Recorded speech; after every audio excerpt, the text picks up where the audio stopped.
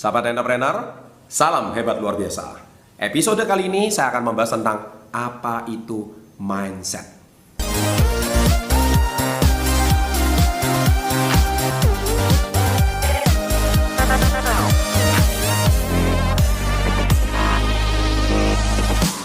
Baik, di video-video saya atau di channel saya, Success Before 30 ini, saya selalu bicara soal mindset. Nah, apa sih sebenarnya mindset itu?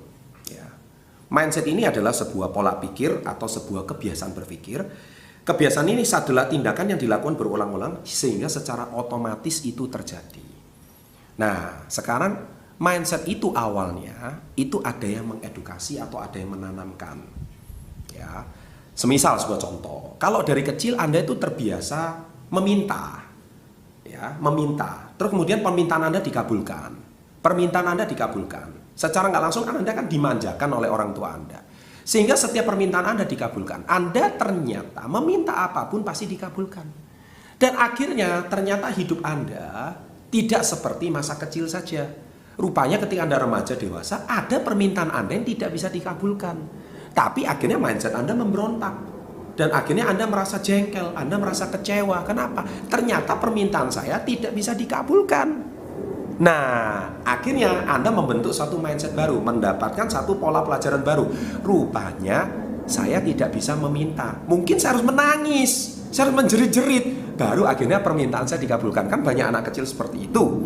Nah, akhirnya banyak anak kecil kenapa histeris? Ya begini, begitu. Akhirnya dia dengan cara seperti itu, supaya dia tidak menjerit-jerit, supaya dia tidak menangis, dan orang tuanya tidak malu di keramaian orang banyak, akhirnya dikabulkan. Nah, inilah juga akhirnya membuat satu perilaku, membuat satu mindset bahwa kalau dia menginginkan sesuatu, dia harus menjerit-jerit.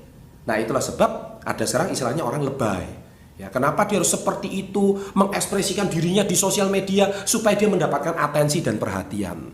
Nah, itu juga salah satu bentuk daripada mindset. Nah, mindset ini bisa beraneka ragam. Contoh, kalau misalkan waktu Anda kecil, orang tua Anda selalu menanamkan, "Nak, belajarlah yang rajin. Dulu orang tua ini mau cari uang itu susah sampai nggak bisa sekolah. Kamu belajar yang rajin, ya. Belajar karena apa? Uang sekolah itu mahal. Ayah cari nafkah untuk dapatkan uang supaya Anda bisa sekolah itu tidak mudah. Dan setelah cari nilai yang bagus, supaya lain kali setelah lulus Anda cari kerja itu mudah. Banyak perusahaan mau menerima Anda sebagai karyawan dan Anda mudah sekali cari kerja." Nah, otomatis mindset yang terpola adalah Anda cari nilai yang bagus supaya mudah diterima cari pekerjaan. Dan ini sangat bertentangan menjadi entrepreneur mindset. Kalau entrepreneur mindset, Anda tidak perlu nilai yang bagus. Nilai itu mungkin penting tapi bukan yang paling penting. Nah, kemudian setelah lulus Anda bukan mencari pekerjaan tapi justru menciptakan lapangan pekerjaan. Beda kalau orang tuanya Anda menekankan dari kecil, entrepreneur mindset. Nah, ini sesuatu yang akhirnya setelah Anda tamat kuliah nanti atau tamat sekolah nanti, Anda tidak harus mempunyai pekerjaan. Nah, ini juga sekali lagi mindset yang dibangun sejak masa kecil. Channel ini salah satunya juga membangun untuk Anda memiliki entrepreneur mindset. Bagaimana punya mindset yang tangguh, channel motivasi. Ini yang kami bahas. Sehingga channel ini jarang dibahas di bangku sekolah maupun bangku kuliah. Anda bisa dapatkan apa yang tidak pernah dibahas atau jarang dibahas di bangku sekolah ataupun bangku kuliah. Nah, channel ini akan memberikan Anda edukasi seperti itu. Nah, supaya juga membangun mindset Anda dengan lebih baik. Nah, oleh sebab itu, sahabat entrepreneur, jadi kalau Anda ingin punya mindset seperti apa, ya gampang. Anda tinggal cari channel seperti apa. Maka kalau Anda setiap hari channel itu yang Anda suka, Anda tonton, maka mindset Anda akan tidak jauh beda sama channel tersebut. Buku yang Anda baca. Apa yang buku Anda baca? Kalau Anda suka buku novel, romansa contohnya, maka kehidupan percintaan Anda tidak jauh beda sama yang di novel itu. Mungkin begitu dramatisnya. Kenapa? Itu secara tidak langsung channel tersebut mengajarkan atau buku tersebut mengajarkan kehidupan yang seperti Anda inginkan. Nah, akhirnya mindset Anda terpola seperti itu. Nah, kalau hari ini Anda ingin membentuk mindset seperti apa, itu sudah terekam di video-video saya yang lain, bagaimana cara bekerja dengan pikiran bawah sadar Anda. Anda silakan lihat, saya membahas mindset bukan sekali, banyak puluhan video sudah saya bahas tentang mindset. Anda silakan tonton yang lain. Jadi sebab itu Anda ingin memiliki pola pikir yang apa, kebiasaan berpikir seperti apa, itulah akan menjadikan Anda memiliki mindset seperti apa. Jadi hati-hati dengan buku yang Anda baca, video yang Anda tonton, kemudian lagu yang Anda dengar, ya, itu akan membentuk mindset Anda. Kalau itu sudah membangun mindset Anda seperti apa, Anda tidak akan jauh beda dengan apa yang Anda tonton, apa yang Anda baca, serta teman yang Anda kumpul setiap hari. Kalau teman Anda setiap hari sukanya gosip, dan Anda nyaman dengan suasana gosip, maka Anda bekerja tidak akan produktif. Karena apa? Anda nyaman dengan bergosip. Dengan Anda setiap hari bergosip, maka niscaya mindset Anda kalau nggak gosip nggak enak. Sepertinya satu hari kalau saya nggak gosip nggak enak. Kalau Anda nggak punya teman gosip Anda, akhirnya Anda gosip di mana? Sosial media. Anda setiap hari seperti itu, karena itu sudah menjadi mindset Anda. Ya, jadi saya lagi tidak ada yang salah, tidak ada yang benar. Saya hari ini mau menegaskan, Anda ingin menjadi seperti apa? Tadi saya sudah berikan tipsnya di depan. Jadi Anda pengen punya mindset seperti apa? Mulai dari sekarang, putuskan Anda ingin menjadi orang yang seperti apa. Ya, silakan klik like, ya, klik subscribe, berlangganan, dan jangan lupa di sebelah kanan ada lonceng. Bila ada video terbaru dari channel Success Before 30, Anda akan mendapatkan prioritas mendapatkan videonya langsung notifikasi di smartphone atau di komputer Anda. Sukses untuk Anda, sahabat entrepreneur. Salam hebat, luar biasa.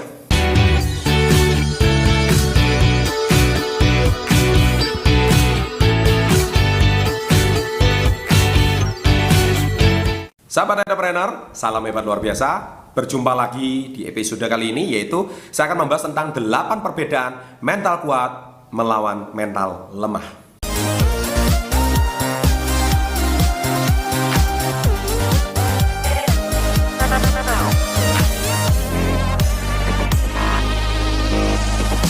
Baik, sebetulnya video ini adalah kelanjutan daripada video saya sebelumnya, yaitu mental pemenang versus mental pecundang ya. Silakan Anda klik video tersebut. Nah, di sini adalah kelanjutannya. Nah, di sini saya akan membahas tentang ada 8 poin perbedaan antara mental kuat melawan mental lemah. Nah, yang pertama adalah kalau orang yang bermental kuat, yang pertama adalah dia itu selalu hidup di saat ini. Dia tidak mau membanding-bandingkan dengan kehidupan di masa lalunya. Contoh, Anda pernah gagal di masa lalu. Anda pernah mengalami keputusasaan, Anda pernah mengalami kekecewaan di masa lalu. Nah, orang yang mempunyai mental kuat, dia tidak akan mempermasalahkan itu. Dia menganggap itu sebagai sebuah pembelajaran. Dia bukan menganggap itu sebagai sebuah kesalahan atau musibah atau masalah atau bencana yang besar. Mereka menganggap itu sebagai sebuah pembelajaran. Ya, Anda juga bisa lihat dari video-video yang lain. Dan kalau si mental lemah, dia selalu hidup di masa lalu. Saya pernah sukses. Saya dulu pernah memiliki 2 toko. Saya dulu pernah juara kelas, saya dulu pernah juara nasional, ya. Tapi sekarang hidupnya dia sudah flat, hidupnya tidak ada kemajuan. Dia selalu hidup di masa lalunya, dan dia menganggap masa kejayaan masa lalu sudah lewat, dan dia menganggap dirinya masih seperti masa lalu. Padahal dia harus berusaha lagi saat ini. Dia tidak bisa hidup di saat ini, dia selalu hidup di masa lalu. Ayo, bagi Anda para subscriber, adakah di antara Anda yang tidak bisa move on dari masa lalu Anda? Tolong putar video ini berulang-ulang supaya Anda harus segera bangkit dan hiduplah saat ini. Jangan hidup di masa lalu. Oke? Punyalah mental yang kuat. Yang kedua, orang yang punya mental kuat selalu bekerja keras untuk mendapatkan yang diinginkan. Karena dia tahu, dia paham bahwa dia harus bekerja untuk mendapatkan hak. Dia tidak mau dibayar tanpa dia bekerja. Karena dia mau merasa sepadan. Saya bekerja, saya dapat hasil. Dia tidak mau mendapatkan hal yang dia tidak dapatkan kalau dia belum bekerja, dia tidak mau. Nah, sedangkan yang kedua, orang yang mental lemah ini, dia suka menyalahkan situasi dan kondisi. Kalau dia gagal, dia selalu, ya ini karena salah atasan saya, ini karena salah bawahan saya, bawahan saya tidak becus, ya. Kemudian dia menyalahkan saudaranya, dia menyalahkan sekolahnya, dia menyalahkan jenis pekerjaannya. Tidak ada yang salah, kecuali yang paling benar cuma dia sendiri. Nah, ini orang yang mentalnya cenderung tidak mau disalahkan. Orang yang tidak mau disalahkan itu cenderung orang yang mentalnya lemah. Dia mau terlihat benar, dia mau terlihat paling betul. Tidak bisa, tidak ada manusia yang sempurna. Manusia itu pasti ada kekurangannya. Oleh sebab itu, ya, orang-orang yang seperti ini tuh mentalnya kelihatannya kuat, tapi benar mentalnya sangat lemah. Ya, yang ketiga, orang yang mentalnya kuat itu sukses pasti butuh proses. Dia percaya banget. Tidak ada segala sesuatu itu instan. Orang mau membentuk otot contohnya, harus berlatih bertahun-tahun. Orang bisa lari maraton, bisa kuat sampai puluhan kilometer. Itu butuh proses. Orang bisnisnya bisa besar, cabangnya bisa ratusan. Itu semua butuh proses. Tidak ada yang instan. Jangan mudah tergiur dengan orang yang suksesnya secara instan. Dalam waktu cuma 6 bulan, instan. Semuanya jadi, hati-hati. Karena isi come, isi go. mudah datang, bisa mudah pergi, ya. Nah, oleh sebab itu orang yang mentalnya lemah, dia semuanya maunya instan. Dia lihat temannya sukses, dia ingin cepat-cepat kayak temannya. Padahal belum tentu. Bisa jadi ketika Anda masih tidur, Anda masih belum bangun, Anda masih santai-santai, jangan-jangan teman Anda sudah membangun masa depannya. Contoh kayak saya sudah mulai bekerja sejak saya 12 tahun, saya sudah mulai membantu paman saya. 17 tahun saya sudah menafkahi diri sendiri. Nah, ini penting. Nah, banyak orang-orang seusia saya, mereka masih minta uang sama orang tua. Nah, kenapa? Itu sudah dibangun sejak dini. Anda harus punya satu kemauan yang proses yang kuat, tidak bisa secara instan, ya. Yang keempat, orang yang mentalnya kuat senang melihat kesuksesan orang lain. Karena dia kalau melihat orang lain sukses, dia apresiasi, dan saya mau belajar dengannya. Sedangkan orang yang mentalnya lemah justru iri dengan kesuksesan orang lain. Ah, ini orang pasti nggak bener lah. Ini orang pasti jangan-jangan ada yang nggak beres lah. Intinya dia selalu melihat sisi yang segamnya. Dia tidak mau belajar, tapi melihat sisi yang negatif. Nah, hati-hati, Anda mental yang mana, ya? Yang kelima, dia selalu bertanggung jawab atas semua keputusan yang dibuat. Baik buruk, dia siap bertanggung jawab. Contoh, dia membuat satu keputusan ternyata rugi. Ya sudah, saya bertanggung jawab. Contohnya, saya membeli barang dalam jumlah besar. Ternyata barang ini tidak laku seperti yang saya harapkan. Ya sudah, kerugian ini siap saya tanggung. Itu namanya bertanggung jawab. Ya sudah, saya hari ini mempunyai suatu masalah, contohnya. Oke, saya siap ganti rugi semua masalah yang saya buat. Nah, itu namanya bertanggung jawab. Sedangkan orang yang mentalnya lemah suka menyalahkan orang lain atas keputusan yang salah. Ketika ada keputusan salah, nah itu kan aku sudah beritahu kan. Kan saya kemarin sudah beritahu seperti itu. Padahal waktu mengambil keputusan semua sepakat. Tapi ketika keputusannya itu salah, dia tidak mau ikut bertanggung jawab. Dan akhirnya dia lari dari tanggung jawab.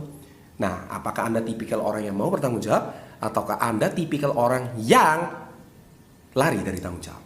Anda yang jawab sendiri, ya. Kemudian yang keenam, orang yang sukses atau orang yang mentalnya kuat, dia tidak mudah menyerah. Kesulitan, masalah, tantangan, cobaan, itu adalah makanan sehari-hari orang yang mentalnya kuat. Dia mentalnya kuat itu karena dia terlatih dan tertempa dengan seperti itu. Sedangkan orang yang mentalnya lemah, dia tidak terbiasa. Akhirnya dia kena masalah sedikit, aduh, kena masalah sedikit sakit, kena masalah sedikit capek, kena masalah sedikit lelah, letih. Ya, akhirnya dia suka mudah menyerah. Nah, bagi Anda yang mudah menyerah, ya, ada salah satu subscriber saya di kolom komen, "Pak, saya kuliah sudah lama, tinggal skripsi kok nggak selesai-selesai." Saya jawab dengan satu kalimat, Anda bisa kuliah, bisa studi sampai selesai, bisa sampai tahap skripsi, kenapa mau menyerah? Padahal tinggal satu tahap terakhir. Ya kan? Jadi jangan menyerah. Ingat kembali proses perjuangan Anda. Oke, sebelum Anda dapat gelar sarjana, tinggal satu step terakhir, sesulit apapun skripsi itu harus sampai selesai. Jangan mudah menyerah. Yang ketujuh, selalu bersyukur apa yang sudah dimiliki bagi orang yang punya mental kuat. Jadi orang yang mentalnya kuat itu, baik hari ini dapat rezeki, dia bersyukur. Dapat musibah pun dia tidak menyalahkan keadaan, dia juga bersyukur. Untung badan saya masih kuat, badan saya masih sehat. Uang yang hilang bisa dicari kembali. Nah, itu mentalnya kuat. Sedangkan mental yang lemah selalu mengeluh sama keadaan. Dikasih rezeki, ngomongnya kurang. Dikasih rezeki lebih, ngomongnya orang lain lebih banyak. Kemudian hari ini kalau nggak ada rezeki, lebih nggak usah ngomong lagi. Mereka lebih mengeluh lagi. Iya kan? Yang begini, yang begitu. Nah, Anda tipe orang yang suka komplain nggak? Kalau orang yang suka mengeluh, stop komplain. Go to work, pergi bekerja. Jangan cuma mengeluh. Mental Anda termasuk mental pecundang, mental lemah sekali. Yang kedelapan, Anda mampu mengubah suasana yang tidak kondusif menjadi positif. Jadi contoh ketika perbincangan di sebuah komunitas, ada orang menggunjingkan, membicarakan sesuatu yang negatif. Dari situ akhirnya suasananya tidak kondusif. Tapi dengan kehadiran orang yang mentalnya kuat, menjadi suasana itu menjadi riang, gembira. Dan seolah-olah kehadiran Anda itu adalah merubah suasana yang tadi tidak enak menjadi menyenangkan. Contoh sebuah tim sepak bola. Ketika sudah ketinggalan 3-0, tapi kehadiran Anda, seorang kapten, seorang yang berpengaruh, mentalnya kuat. Ala ini baru 3-0, belum 4-0. Ayo, pertandingan belum selesai. Ayo kita selesaikan. Masih memungkinkan bisa 3 sama. Kehadiran Anda memberikan spirit bagi timnya. Itu kekuatannya luar biasa. Beda sama orang yang malah justru menjadi racun di dalam sebuah komunitas yang positif itu. Bukannya memotivasi, bukannya mendongkrak semangat, malah 3-0. Paling nggak lama lagi 4-0. Paling nggak lama lagi 5-0 ya, memang kualitas kita cuma seperti ini. Nah, kata-kata Anda itu melemahkan semangat. Itu mental yang lemah. Ya, sahabat entrepreneur, sekiranya 8 poin ini bisa memberikan Anda sebuah masukan supaya Anda yang tergolong mental yang mana bisa koreksi masing-masing. Bila Anda menyukai channel seperti ini, silakan klik like, ya, subscribe, kemudian silakan memberikan komen-komen yang bermanfaat. Saya akan dengan senang hati membacanya. Dan jangan lupa di sebelah kanan itu ada lonceng. Kalau Anda tekan lonceng tersebut, maka setiap ada video baru, ada notifikasi, saya jamin pasti Anda mendapatkan yang pertama. Sukses untuk Anda, sahabat entrepreneur, salam hebat, luar biasa.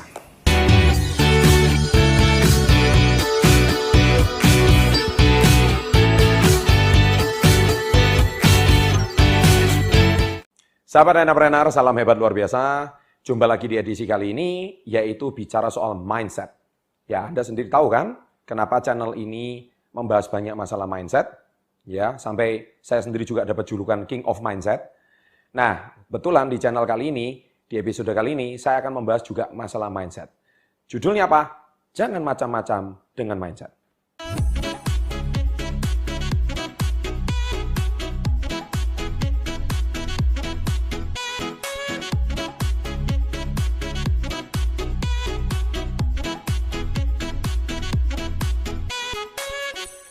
Nah, kenapa saya kali ini akan membahas masalah mindset lagi? Nah, dan kenapa saya selalu bilang jangan macam-macam dengan mindset? Jadi gini ya, tahukah Anda bahwa kemiskinan, kebangkrutan, kemudian kegemukan, stres, ataupun semua masalah hidup lainnya, itu semua adalah pola. Ya, saya selalu bilang juga di video saya yang sebelumnya, yaitu sukses itu berpola, gagal itu berpola. Ya, nah, semua itu ada polanya. Nah, kenapa ada polanya? Itu pasti ada yang memprogram di otak kita. Ya, jadi manusia itu, otak itu ibaratkan komputer. Sebuah perusahaan tidak akan berjalan sistemnya kalau tidak ada komputer di dalamnya. Ya.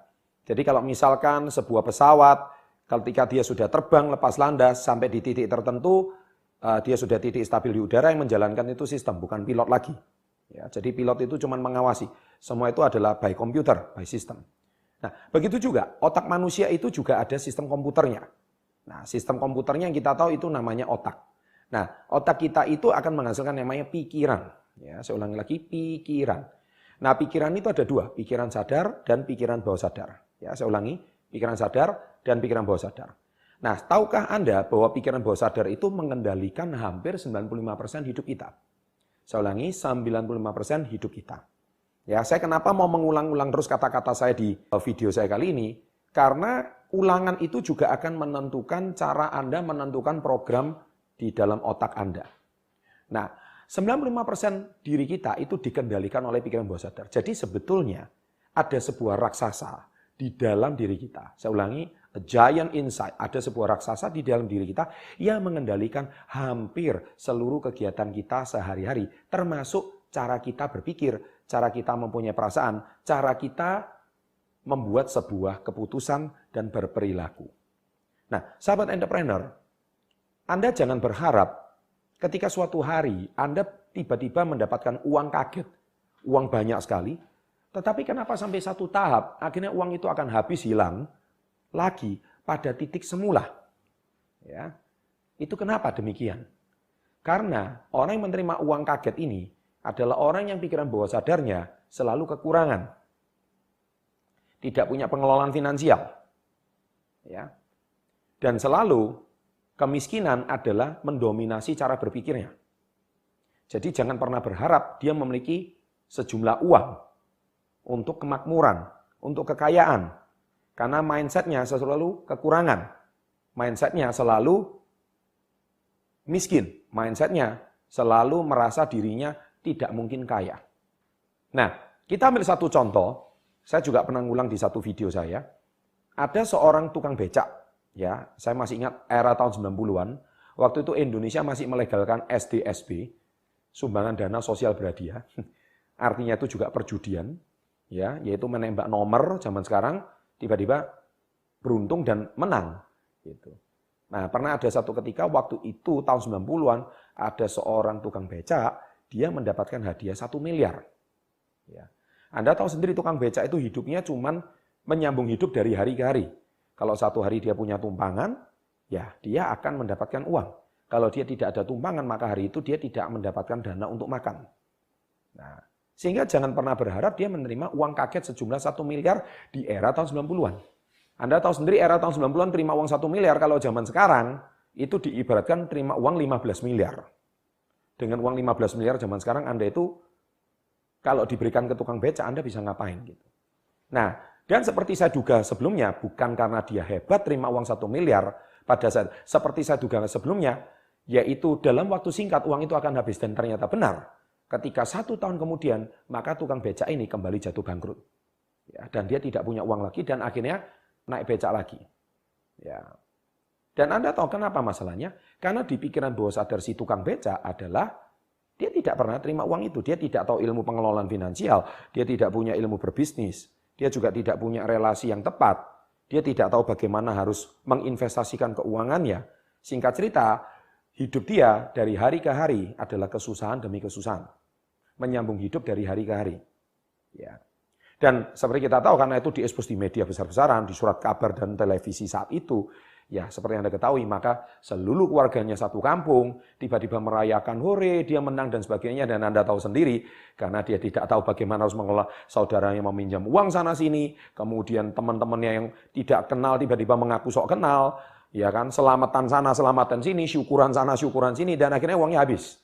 Dan satu pun tidak ada yang mengembalikan uangnya, dan dia kembali jatuh miskin. Nah, itulah kekuatan mindset, itulah kekuatan bawah sadar. Kalau Anda hari ini, jangan pernah berharap Anda akan kurus, karena Anda di dalam otak bawah sadar Anda selalu merasa gemuk. Itu dia juga bahaya. Kalau Anda selalu merasa diri Anda gemuk, dan gemuk, maka sekurus apapun Anda tetap akan selalu merasa gemuk. Karena ada mindset yang salah di dalam otak bawah sadar Anda. Anda selalu merasa kekurangan, dan kekurangan. Kurang kurus, dan kurang kurus. Nah, secara nggak langsung Anda mensugesti diri Anda bahwa saya selalu merasa gemuk, dan gemuk. Padahal orang yang seperti ini, ya itu bukan karena dia itu kurus, tidak. Dan bukan dia itu gemuk amat, juga tidak. Tetapi orang ini di bawah sadarnya, dia selalu merasa gemuk. Ada kata merasa gemuk, ini ada polanya. Dan dia mensugesti dirinya, saya gemuk, saya makan dikit gemuk, saya makan dikit gemuk. Dan akhirnya orang ini mungkin akhirnya dia tidak pernah puas dan ideal dengan berat badan dan tubuhnya. Jadi harusnya gimana dong Pak? Harusnya Anda selalu bilang satu kalimat, memang betul yang namanya makan berlebihan itu akan membuat Anda jadi gemuk. Yang makan kalori berlebihan itu akan membuat Anda jadi gemuk.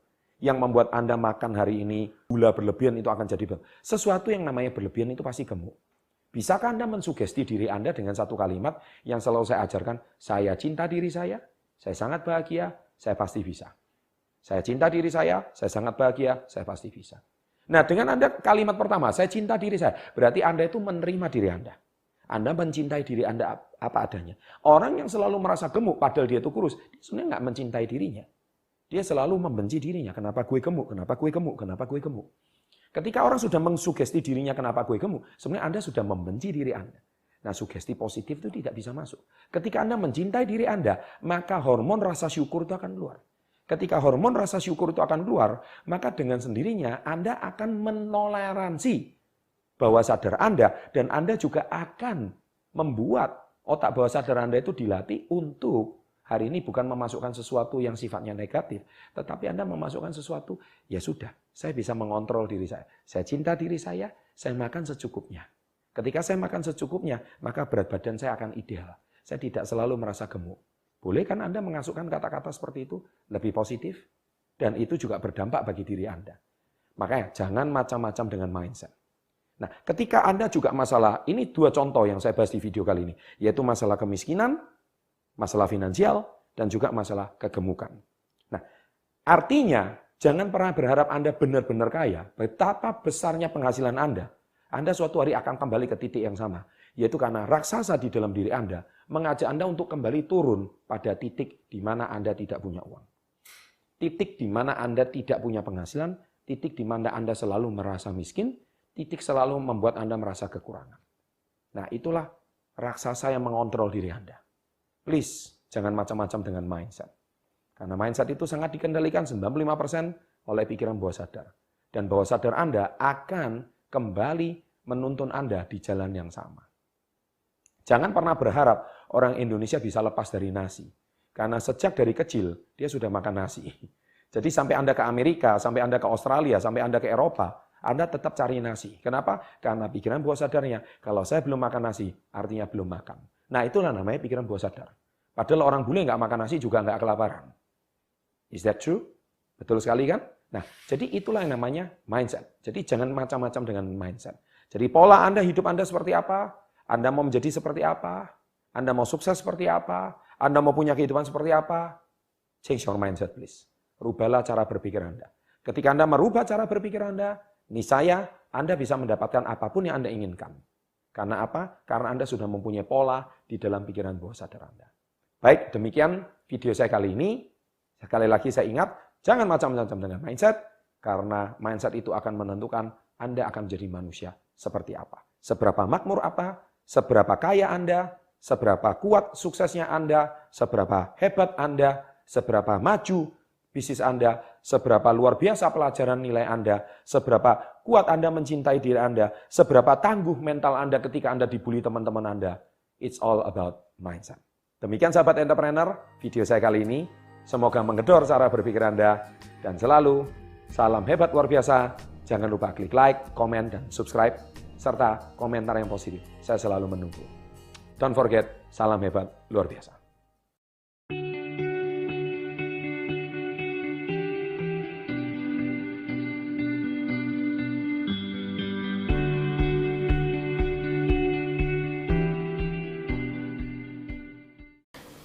Sahabat entrepreneur, salam hebat luar biasa.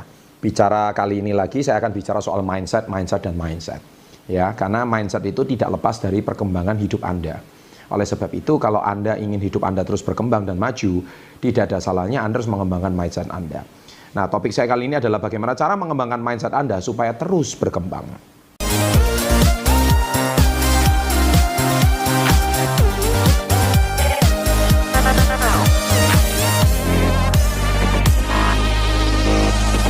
Nah, bicara soal mindset yang berkembang, ini sesuatu yang tidak pernah akan habis dibahas. Karena bicara soal mindset itu, pasti kita berbicara tentang diri kita. Ya, karena tidak ada orang lain yang bisa mengubah diri Anda kecuali diri Anda sendiri. Nah, yang pertama adalah percaya pada diri Anda sendiri. Bagaimana Anda itu mau terus berkembang kalau Anda sekarang sudah nggak percaya diri? Ya, Anda mau melangkah tapi sudah takut. Anda hari ini mau buka usaha tapi sejuta alasan. Anda hari ini ingin melakukan suatu terobosan dalam hidup Anda, tapi Anda sudah mengatakan tidak bisa. Singkat kata, Anda sudah nggak percaya diri. Saya juga pernah mengalami masa-masa ketidakpercayaan diri. Saya juga pernah mengalami. Saya juga pernah takut, saya juga pernah khawatir, saya juga pernah ragu-ragu. Ya, itu wajar dan lumrah. Tetapi satu, saya terus melangkah. Nah, kalau Anda kemana? Kalau saya terus melangkah, akhirnya kepercayaan diri saya mulai timbul. Saya tidak pernah diam di tempat, saya tidak pernah duduk, terus akhirnya meratapi kesedihan, memikirkan masa lalu, memikirkan kesulitan. Itu cuman menambah rasa ketakutan saya. Tapi karena saya setiap hari terus melangkah. Ya, bahkan saya bukan cuman melangkah pun kalau nggak mampu saya merangkak. Ya, Anda silakan baca buku saya Badai Pasti Berlalu. Ya, pernah mengalami masa-masa sulit seperti itu, ya, kekacauan seperti itu. Tetapi Anda harus percaya pada diri Anda sendiri. Ya, ini yang paling penting sekali. Sama seperti misalkan kalau rumah itu udah terkunci semuanya, Anda pasti mengatakan, "Loh, gimana saya bisa keluar rumah? Pintu udah tertutup." Saya katakan, masih ada jendela. Ya kan? Masih ada jendela. Oh, jendelanya pun sudah terkunci, masih ada cerobong asap. Masih ada atap yang bisa dijebol. Intinya Anda harus keluar dari rumah. Anda harus cari cara setiap hari. Kalau Anda nggak percaya diri, nggak bisa. Jangan cari alasan. Oke? Nah, poin yang kedua adalah tanya pada diri Anda sendiri. Ini poin yang sangat penting. Tanya pada diri Anda sendiri. Jadi kata-kata ini adalah maksudnya seperti ini. Apa untungnya saya dan apa ruginya saya kalau saya mau terus berkembang? Contohnya, mungkin Anda kondisi saat ini sudah nyaman dengan pekerjaan Anda. Anda mungkin sudah punya tunjangan yang mewah, Anda mungkin sudah pekerjaan sudah cukup, karir Anda cukup mapan. Mungkin bagi Anda yang nonton film ini. Tetapi, kalau Anda mau melakukan suatu terobosan dalam hidup Anda, misalkan Anda ingin mempunyai penghasilan 5 kali lipat dari sekarang, tanya pada diri Anda sendiri, apakah dengan pekerjaan saya sekarang, saya bisa meraih penghasilan 5 kali lipat? Kalau jawabannya no, tidak bisa, maka Anda tanya pada diri saya sendiri, apa terobosan yang harus saya lakukan dalam hidup saya? Dan apa untungnya saya melakukan terobosan itu? Dan apa ruginya saya melakukan terobosan itu? Contoh juga mungkin bagi adik-adik saat ini yang sedang frustasi, putus asa, mau menyelesaikan tugas akhir contohnya. Ya kan? Anda mungkin saat ini bertanya pada diri Anda sendiri, Anda mungkin sudah malas kuliah, Anda sudah malas menyelesaikan tugas akhir karena Anda berpendapat mungkin, toh akhirnya nanti gelar sarjana saya nggak dipakai. Toh nanti juga ya banyak sarjana pengangguran. Nah, tapi sebelum Anda memutuskan seperti itu, Anda tanya pada diri Anda sendiri. Ya kan? Apa untungnya Anda menyelesaikan gelar kesarjanaan Anda dan apa ruginya Anda kalau Anda tidak menyelesaikannya? Sahabat entrepreneur, saya dulu punya seorang teman. Ya, dia sudah kuliah sampai semester akhir dan nilainya tuh bagus-bagus. Tapi herannya waktu tugas akhir ditinggal. Saya memotivasi dia. Kenapa kamu nggak menyelesaikan tugas kamu? Dia alasannya berkata begini dan berkata begitu. Padahal nilainya sangat baik, di atas rata-rata. Nah, ternyata dia punya satu prioritas. Cek ternyata kondisi perekonomian. Ya, sahabat entrepreneur, ini sangat penting sekali. Nah, banyak orang itu menyerah ketika dia harus membuat satu keputusan akhir. Tetapi sebetulnya, Anda harus tanya pada diri Anda sendiri, apa untungnya? Nah, misalkan contohnya kalau saat ini Anda sedang menyelesaikan tugas akhir, Anda sedang kuliah. Ya, tetapi ketika Anda kuliah, Anda sudah mendapatkan tawaran pekerjaan atau tawaran bisnis yang menarik. Dan Anda memutuskan, ya sudah deh, saya tekuni usaha saya.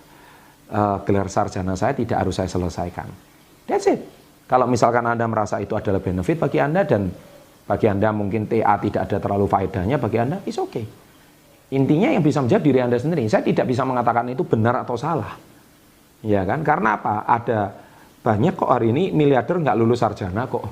Kita lihat Mark Zuckerberg aja sama Bill Gates aja drop out dari Harvard University. Mereka tidak menamatkan kuliahnya. Apakah itu saya mengatakan salah? Ya nggak juga. Tapi saya sendiri adalah seorang sarjana. Ya kan? Tetapi saya merintis karir saya setelah saya tamat kuliah. Dan saya tetap memutuskan bahwa saya tidak mau berhenti. Meskipun saya sudah membangun karir saya waktu saya masih kuliah. Ya kan? Tetapi saya tidak pernah menyerah. Karena apa? Karena motivasi saya sudah berbeda. Saya menyelesaikan gelar kesarjanaan saya bukan lagi untuk bukan lagi untuk misalkan saya modal untuk saya mencari pekerjaan atau melamar karir, tidak. Tetapi saya cuma bentuk komitmen dan tanggung jawab saya kepada orang tua saya. Yaitu apa? Ya karena mereka sudah menyekolahkan saya sudah sepantasnya untuk menuntaskan karir saya. Dan yang kedua, saya membiasakan diri saya untuk menyelesaikan apa yang saya mulai. Saya terbiasa untuk bertanggung jawab. Kalau saya bisa memulai sesuatu, saya harus menyelesaikan. Nah ini penting sekali sahabat entrepreneur. Nah itu aja motivasinya. Ya, sampai hari ini mungkin gelar sarjana saya tidak pernah terpakai. Saya seorang insinyur sahabat entrepreneur. Ya teknik industri, saya seorang insinyur. Tetapi saya mungkin nggak pakai sampai hari ini. Kenapa saya tidak pernah pakai gelar kesarjanaan saya untuk untuk melamar pekerjaan sampai hari ini. Ya, tetapi yang saya jelaskan bahwa tanya pada diri saya, Anda pasti punya reason untuk menyelesaikan dan Anda berhenti. Nah, poin yang ketiga adalah luangkan waktu untuk selalu mengembangkan diri. Nah, seringkali orang sibuk sampai tidak ada waktu untuk belajar. Sampai tidak ada waktu untuk mengembangkan diri. Nah, saya juga perhatikan para subscriber setia channel SB30, saya perhatikan Anda banyak menonton video saya di malam hari. Itu bagus. Berarti Anda meluangkan waktu untuk di saat rileks, di saat tenang, Anda menonton video saya. Itu bagus sekali. Dan Anda recharge di malam hari. Ya, mungkin juga Anda yang nonton pagi hari sambil bekerja juga is okay. Tapi intinya Anda harus luangkan waktu untuk belajar. Dengan Anda selalu belajar, Anda itu menambah wawasan. Menambah suatu edukasi yang mungkin belum pernah Anda ketahui selama ini. Ya, dan dengan demikian, kalau Anda mau sukses, ya Anda harus belajar dengan orang yang lebih sukses. Kalau Anda mau jadi atlet yang terkenal, cari channel YouTube-nya, belajar pola makannya, pola latihannya. Niscaya Anda bisa mengikuti jejak sang juara gitu, ya. Nah, poin yang keempat adalah tidak ada pengorbanan yang sia-sia. Nah, kenapa saya katakan tidak ada pengorbanan sia-sia? Karena usaha tidak akan mengkhianati hasil. Percaya sama saya. Selama Anda masih menabur, selama Anda hari ini masih berkomitmen, selama Anda hari ini harus tetap melangkah, tidak ada hasil yang sia-sia. Ya, sahabat entrepreneur, meskipun Anda hari ini seolah-olah mau menyerah. Ya, saya kuliah itu dulu hampir menyerah loh. Hampir menyerah. Kenapa? Saya sudah ketinggalan jauh. Kenapa? Karena kuliah saya tidak fokus. Saya juga bekerja, juga membantu ekonomi keluarga. Tetapi saya terus kuliah gitu. Berapapun nilainya saya terus kejar. Memang saya lulus dengan predikat yang tidak terlalu memuaskan. Tetapi saya tidak menyerah. Ya, dan akhir-akhirnya setelah saya tamat pun nilai saya juga nggak jelek-jelek amat. Ya, artinya apa? Saya terus melangkah. Kenapa? Tidak ada pengorbanan yang sia-sia. Nah, inilah yang akan membuat mindset Anda akan terus berkembang. Ini saya, sahabat entrepreneur, kalau Anda hari ini ingin terus berkembang, teruslah melangkah. Itu aja kuncinya. Jangan berhenti. Don't quit. Teruslah melangkah. Ya, jangan pernah menyerah. Karena melangkah itu tidak ada yang salah. Kalau hari ini Anda tersesat pun, misalkan Anda mobil tersesat pun, Anda tidak pernah akan tahu jalan yang baru. Saya kalau nyetir mobil kadang-kadang saya tersesat. Iya kan? Saya pakai GPS pun kadang-kadang masih bisa tersesat. Tapi waktu saya tersesat, bagus bagi saya. Kenapa? Karena saya baru menemukan jalan yang baru. Oh iya, betul juga ya. Ini ada jalan baru yang belum pernah saya lalui. Nah, dari situlah bagi saya itu baik. Kenapa? Karena Anda terus melangkah. Nah, ketika Anda terus melangkah, Anda terus berkembang dan Anda terus berkembang. Ya, jadi ini saya, sahabat entrepreneur, supaya 4 tips ini bagaimana mengembangkan mindset Anda untuk terus berkembang. Disinilah tips-tips yang saya bisa berikan. Kalau Anda terus melangkah, Anda tidak pernah akan mundur. Anda bahkan mendapatkan sesuatu pelajaran yang sangat berharga dalam hidup Anda. Demikian untuk tips saya kali ini.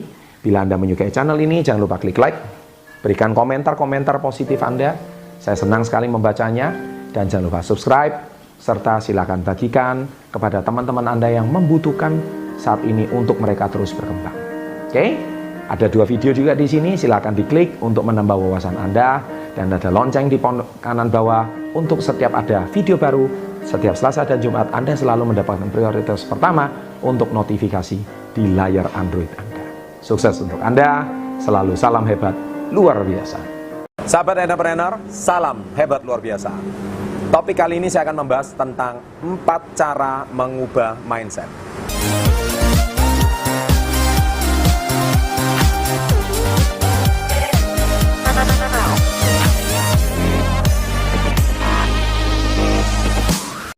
Baik, jadi tentu Anda sudah tonton video-video saya sebelumnya, ya. Video-video saya sebelumnya itu saya seringkali menyentuh kata mindset. Pola pikir. Nah, sekarang pertanyaan saya adalah, bisa nggak saya mengubah pola pikir saya? Bisa nggak saya ini berubah? Bisa nggak saya ini mengubah pola pikir saya yang sudah tertanam puluhan tahun? Saya katakan bisa. Kuncinya satu, Anda harus mulai saat ini mengubah isi pikiran bawah sadar Anda. Ya, itu jauh lain. Mengubah informasi di pikiran bawah sadar Anda. Karena mindset itu sangat ditentukan oleh pikiran bawah sadar Anda.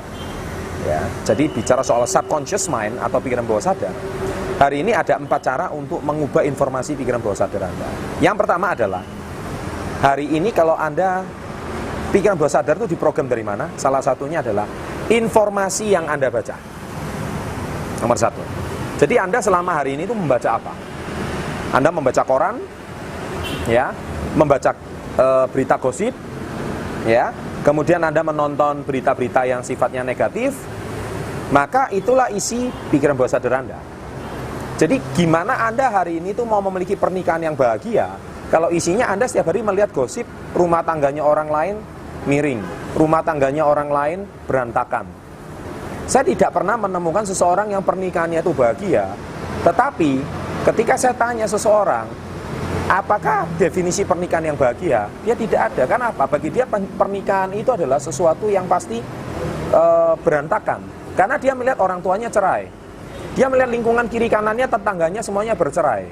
Maka definisi pikiran bawah sadar dia adalah bahwa semua pernikahan adalah pasti gagal. Karena dia tidak punya informasi yang lain di pikiran bawah sadar. Padahal adakah pernikahan bahagia? Banyak sekali. Adakah pernikahan yang sukses? Banyak sekali. Tetapi karena dia tidak mendapatkan informasi itu, maka dia mendefinisikan bahwa semua pernikahan pasti berakhir dengan tidak bahagia. Ini salah satu contoh tentang masalah pernikahan.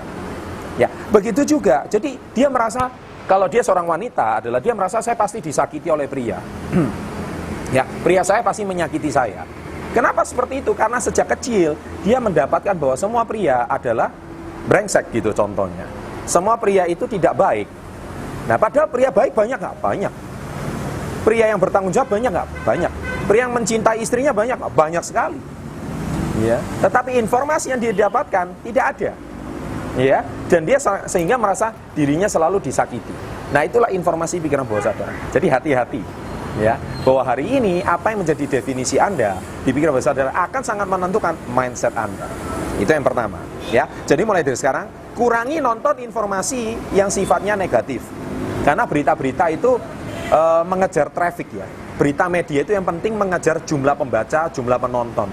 Dan mereka tidak peduli dengan yang namanya konten negatif atau positif, mereka nggak peduli. Kalau konten negatif bisa menaikkan traffic, maka media itu akan dikejar orang. Dan biasanya kalau prinsip dari media, bad news is a good news. Ya, berita jelek itu adalah berita yang baik. Kenapa? Karena berita jelek itu menaikkan traffic, menaikkan jumlah penonton. Makanya kenapa berita gosip itu rame, ya, berita rumah tangga orang itu rame, ya. Kenapa itu yang selalu diberitakan? Karena itu bad news is a good news. Ya, saya sendiri kalau nonton acara seperti itu tuh nyaris hampir nggak pernah. Kenapa? Karena saya tidak mau mengotori isi pikiran bawah sadar saya. Isi pikiran bawah sadar saya adalah pernikahan itu harusnya bahagia, hidup itu harusnya sukses, hidup harusnya sehat. Nah, informasi kata-kata seperti ini itu selalu saya program di dalam bawah sadar saya, sehingga saya akan mendapatkan apa isi pikiran bawah sadar saya.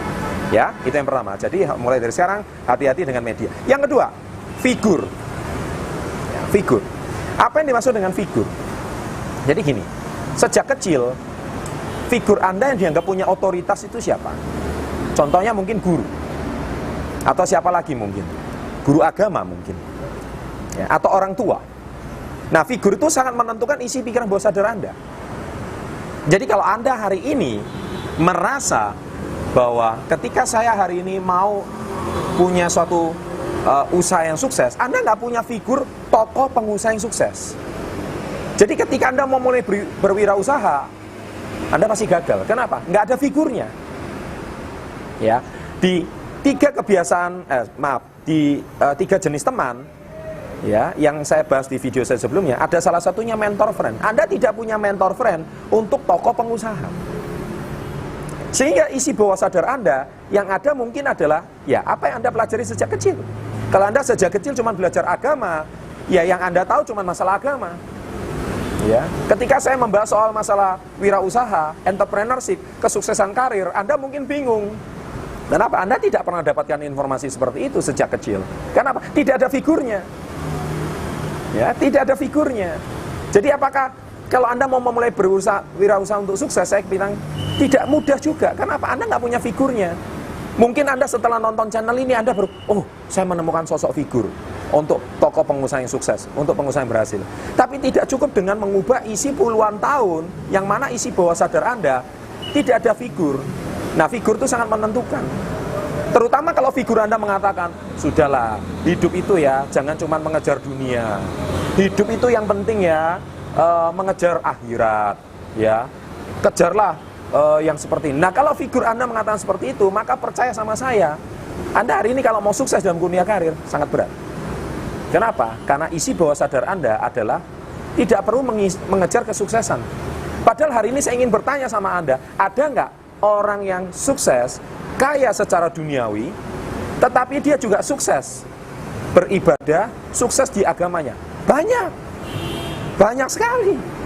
Banyak pengusaha-pengusaha sukses, mereka itu sangat taat beribadah. Orangnya baik. Mereka bahkan membangun tempat ibadah banyak. Mereka bahkan membangun yayasan sosial yang banyak. Mereka hari ini bahkan membangun banyak sekali sumbangan untuk anak yatim piatu dan sebagainya. Kenapa itu tidak pernah diberitakan? Karena figurnya nggak ada gitu. Yang ada adalah orang yang sukses itu adalah orang yang tidak usah berkarir, tidak usah punya usaha. Menurut saya keliru sekali. Ya. Jadi ini yang perlu Anda ketahui. Oke. Nah, figur itu sangat penting. Oleh sebab itu, apa figur Anda? Jadi orang yang sukses secara duniawi dan sukses secara akhirat itu banyak. Ya, Anda bisa cari tokonya di Google banyak sekali. Nah, informasi seperti itulah yang harus Anda kejar. Ya, supaya Anda mengisi isi bawah sadar Anda dengan baik, figur. Nah, yang ketiga adalah afirmasi atau auto suggestion. Di video saya 3 kebiasaan kecil yang bisa membangun Anda sukses setiap hari, yang harus dibangun oleh orang sukses setiap hari adalah saya afirmasi 3 kalimat. Saya cinta diri saya sangat bahagia, saya pasti bisa. Saya cinta diri saya sangat bahagia, saya pasti bisa. 3 kalimat ini, itu pasti saya afirmasi setiap hari. Kenapa? Bagaimana Anda mau mencintai orang lain? Bagaimana Anda mau dicintai orang lain kalau Anda nggak mencintai diri Anda sendiri? Omong kosong, contoh deh. Anda bisa memberikan, apakah Anda bisa memberikan makan orang lapar kalau Anda sendiri masih kelaparan? Saya nggak pernah dengar ceritanya orang hari ini masih kelaparan mau berbagi makan gitu. Kalaupun iya, dia akan mati nantinya. Anda harus kenyang, baru Anda bisa memberikan orang lapar. Makan orang kelaparan. Jadi intinya, itu afirmasi itu sangat penting. Saya cinta diri saya. Baru Anda bisa maju. Kemudian saya sangat bahagia. Gimana Anda hari ini mau membahagiakan orang lain, Anda sendiri belum bahagia? Dan yang terakhir, saya pasti bisa. Bagaimana Anda merasa bisa, Anda sendiri merasa belum bisa? Nah, afirmasi ini penting. Nah, afirmasi sebisa mungkin kalimat yang positif. Dan harus pengulangan. Dan yang keempat adalah lagu. Nah, bicara soal lagu, ini bahaya, Bapak Ibu. Ya, sahabat entrepreneur. Kenapa?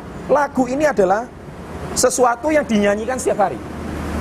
Saya tidak mau menyindir artis siapa atau penyanyi siapa, tapi isi hidupnya itu nggak jauh beda sama lirik lagunya.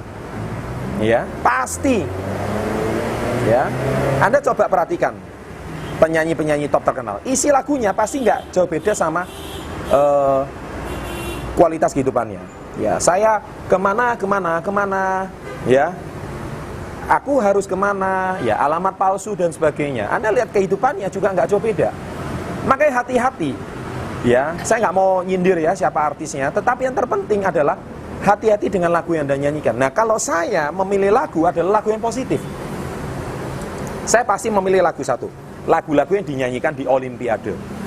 Ya, The Power of the Dream contohnya, ya, atau lagu-lagu yang dinyanyikan di PON atau di SEA Games. Itu lagu-lagu penyemangat. Lagu-lagu yang sangat positif. Nah, lagu-lagu seperti itu akan memprogram bawah sadar kita. Dan itu akan menentukan cara berpikir kita. Ya, demikian sahabat entrepreneur pada tips kali ini. Semoga 4 tips ini bisa mengubah cara mindset Anda dengan mengubah informasi di pikiran bawah sadar Anda. Sukses untuk Anda, salam hebat, luar biasa. Sebuah topik yang saya yakin ini adalah menjadi problem dari 95% orang di muka bumi, bukan cuma di Indonesia. Yaitu, kenapa saya gagal lagi. Sahabat entrepreneur, salam hebat luar biasa. Kali ini saya akan membahas sebuah topik yaitu 8 pertanda mindset Anda sudah jauh lebih berkembang.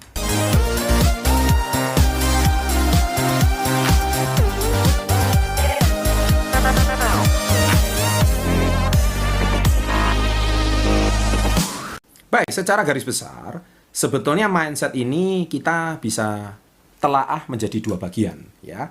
Yang pertama adalah fixed mindset atau cara berpikir yang statis yang sama, atau yang kedua adalah growth mindset. Growth mindset itu adalah mindset yang sudah berkembang. Nah, di sini Anda segera akan melihat, Anda cek diri Anda ini tergolong yang fixed mindset atau yang growth mindset. Nah, saya di sini sudah lihat 2 tabel ya. Anda perhatikan di sini. Oke. Nah, yang pertama, fixed mindset adalah menghindari tantangan. Nah, jadi ketika ada suatu tantangan yang baru, Anda itu cenderung untuk menghindar. Ada suatu peluang baru, Anda cenderung menutup diri. Nggak mungkin lah, nggak bisa lah, bla bla bla dan sebagainya. Itu namanya fixed mindset. Orang seperti ini adalah orang yang sangat benci dengan perubahan. Bahkan mereka sangat tidak menyukai perubahan. Mereka senang dengan lingkungan mereka sekarang, mereka suka dengan keadaan mereka sekarang, dan mereka sudah puas dengan keadaan mereka sekarang. Maka hidup dia sebetulnya 5-10 tahun dari sekarang juga tidak banyak perubahan. Baik secara finansial, secara komunitas tidak banyak perubahan. Nah, orang seperti itu namanya fixed mindset. Sedangkan growth mindset adalah orang yang menyukai tantangan. Nah, ini perbedaannya. Jadi yang satu tidak suka tantangan, yang ini menyukai tantangan. Nah, ini Anda tergolong yang mana? Yang kedua adalah tidak suka dengan perubahan. Ya. Nah, itu tadi saya sudah bahas. Jadi kalau ada sedikit perubahan, dia udah jengkel, dia udah nggak senang, dia udah menyalahkan keadaan, dia udah suka menyalahkan orang lain. Ya. Jadi contohnya kalau misalkan orang hari ini ada sebuah perubahan, maka dia akan merasa dirinya tersiksa.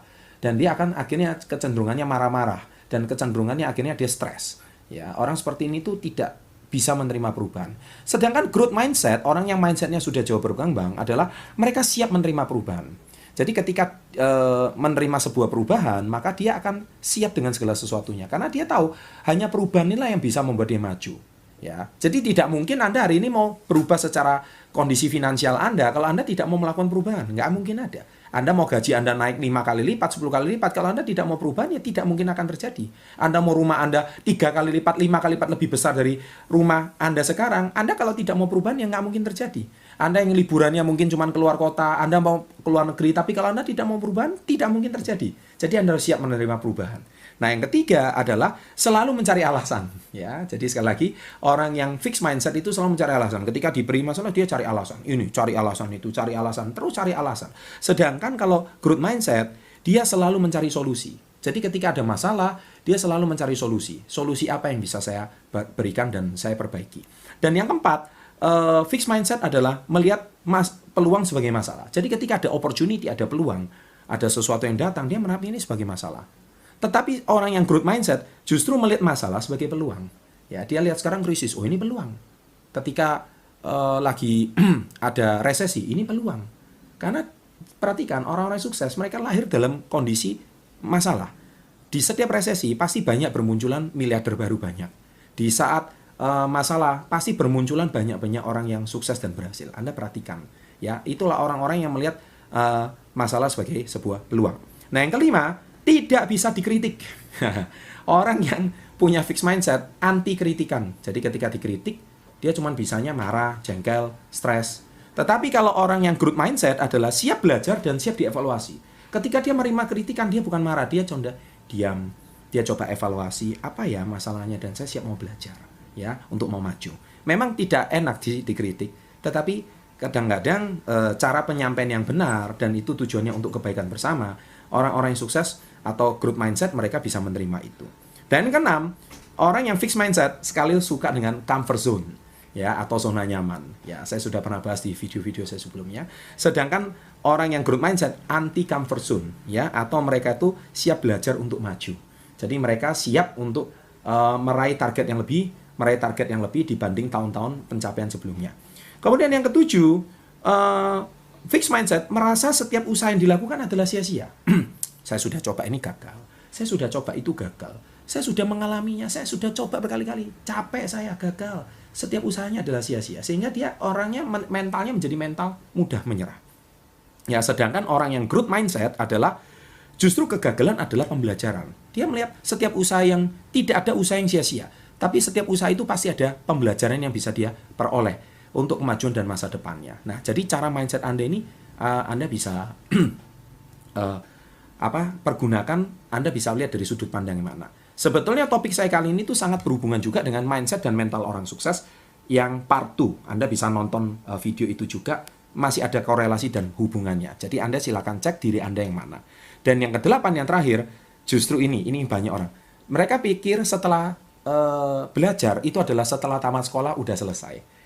Saya akhirnya tamat sarjana, saya setelah tamat universitas, saya tamat sekolah, saya udah selesai belajar. Keliru. Itulah orang fixed mindset dan mindset orang rata-rata. Tetapi justru orang yang growth mindset, orang yang mindsetnya bertumbuh, justru sekolah sebenarnya itu bukan waktu dia sekolah. Sekolah sebenarnya adalah setelah dia tamat sekolah. Karena itulah namanya sekolah kehidupan, the university of life, the real school in life.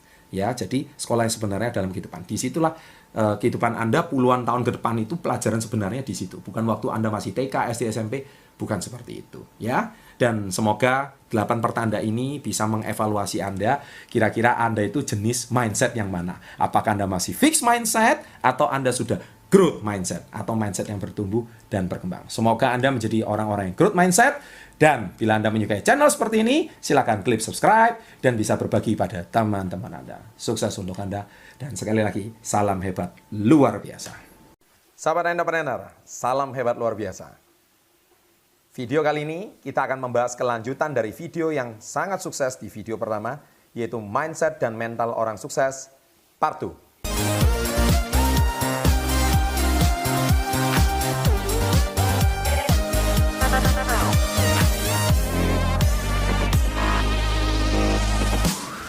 Baik, di video kali ini banyak sekali permintaan tentang video pertama di channel Success Before 30, yaitu mindset dan mental orang sukses.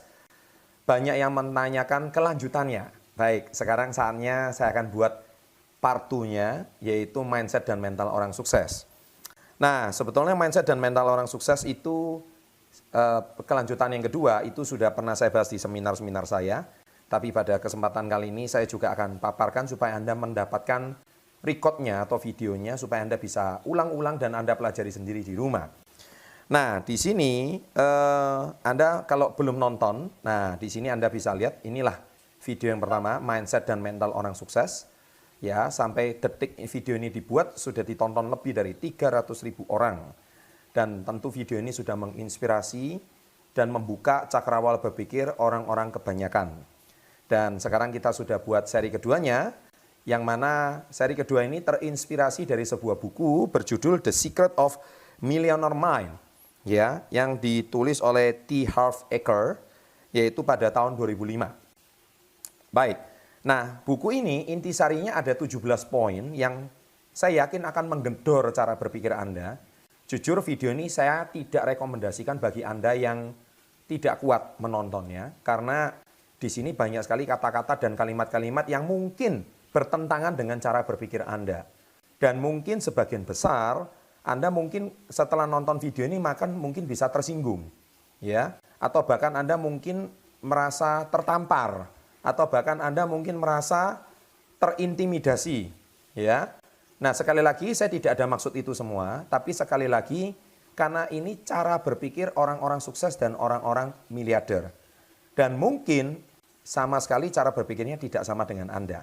Tapi ada baiknya kita akan pelajari setelah kita tonton video ini bagaimana sih cara-cara berpikir mereka. Nah, yang pertama di sini adalah apa beda orang sukses dan yang gagal? Nah, yang pertama adalah orang sukses percaya saya bertanggung jawab sama diri saya. Sedangkan orang gagal selalu menyalahkan barang, orang, dan situasi. Oke, contohnya seperti apa? Contohnya adalah seperti ini. Kalau saya gagal, saya yang bertanggung jawab. Kalau saya hari ini mengalami kebangkrutan, saya yang bertanggung jawab. Tapi orang gagal suka menyalahkan orang lain. Orang gagal menyalahkan customer-nya lah, menyalahkan pelanggannya lah, menyalahkan atasannya lah, menyalahkan pabriknya lah, menyalahkan supplier. Intinya dia nggak ada yang salah. Selalu orang lain yang salah. Nah, Anda mau pilih yang mana? Orang sukses sekalipun yang salah orang lain, tapi dia menyalahkan salahnya dirinya sendiri. Kenapa? Karena dia percaya kesalahan itu adalah tujuannya untuk memperbaiki kompetensinya. Bukan orang lain yang disalahkan atas keadaan. Ingat, sahabat entrepreneur, Michael Jordan, pemain basket terkenal dunia, ketika dia timnya kalah, dia tidak menyalahkan timnya. Dia sebagai kapten tim, dia ngomong, this is my fault. Ini kesalahan saya. Because I'm the captain. Saya adalah kaptennya. Dia tidak menyalahkan orang lain, ini salahnya, ini itu, tidak. Ini salah saya. Nah, itu cara berpikir yang pertama. Bisakah Anda berpikir demikian? Anda yang memilih. Yang kedua, orang kaya memegang kendali atas kondisi keuangannya. Sedangkan orang gagal selalu dikendalikan oleh kondisi keuangannya. Maksudnya begini, orang kaya, mereka tuh selalu senantiasa, selalu berpikir bagaimana uang ini bekerja untuk saya. Ya, mereka bukan berarti tidak pernah mengalami kondisi kesulitan finansial. Mereka bahkan mungkin pernah bangkrut, mereka mungkin bahkan di rekeningnya mungkin tinggal Rp50.000 atau Rp10.000 mungkin. Mereka juga pernah mengalami. Tapi mereka selalu tahu bagaimana caranya membuat uang selalu bekerja untuk mereka. Tapi orang yang gagal, mereka selalu kekurangan uang terus. Dan akhirnya mereka mengatakan, aduh ini memang sudah nasib, saya ini selalu miskin. Saya ini selalu ditakdirkan bukan jadi orang kaya. Nah, sahabat entrepreneur, rubahlah cara berpikir Anda. Yang ketiga, orang kaya berkomitmen menjadi kaya, sedangkan orang miskin cuman pengen kaya. Nah, Anda yang tipe yang mana? Siapa mau kaya? Saya. Setiap kali saya mengisi seminar, siapa yang pengen kaya? Saya. Siapa yang berkomitmen untuk kaya? Yang angkat tangan jadi kurang dari separuh gedung. Ya. Kenapa? Karena pengen sama komitmen itu beda.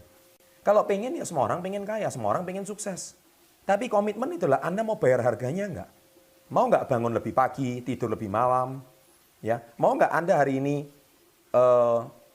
melakukan hal yang berbeda dibandingkan dengan teman-teman seusia Anda? Ketika teman-teman Anda mungkin seusia Anda sedang main game, ya, nongkrong di mall, membicarakan sesuatu yang nggak ada hubungannya sama masa depan, tapi Anda hari ini justru melakukan sesuatu yang berbeda, berbisnis mungkin contohnya.